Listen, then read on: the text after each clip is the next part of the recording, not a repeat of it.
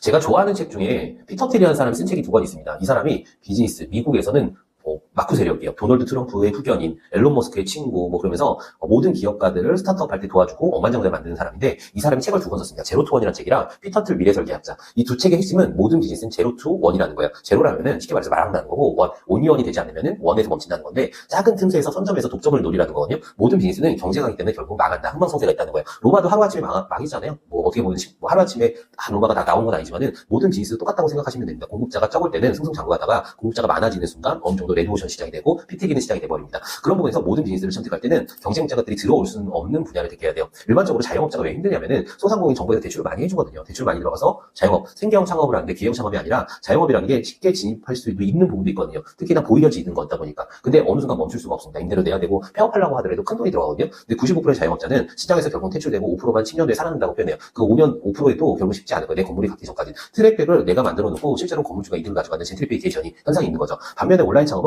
트랙백이 순수하게 내 트랙백으로 나올 수가 있습니다. 특히나 망가지 않은 플랫폼이 뭐가 있죠? 자사몰 같은 경우 있죠. 보통 오픈마켓, 저 같은 경우는 한 30개 채널 하는데 스마스코, 방실론과 지마켓 옥션, 최근에 롯데원에서 일주일 영업 정지 당했더라고요. 그런데 그게 타격이 없어요. 제가 예전에 롯데원 하나만 했다고 그러면 크게 타격이 있겠죠. 거기서 매출이 많이 나온다고 치면. 근데 20몇 개 그냥 매장하는데 일주일 영업 정지니까 그게 타격이 없는 거거든요. 그런 것처럼 내가 온라인 점포를 만약에 하는데 매일매일 돈이 들어오는 플랫폼이에요.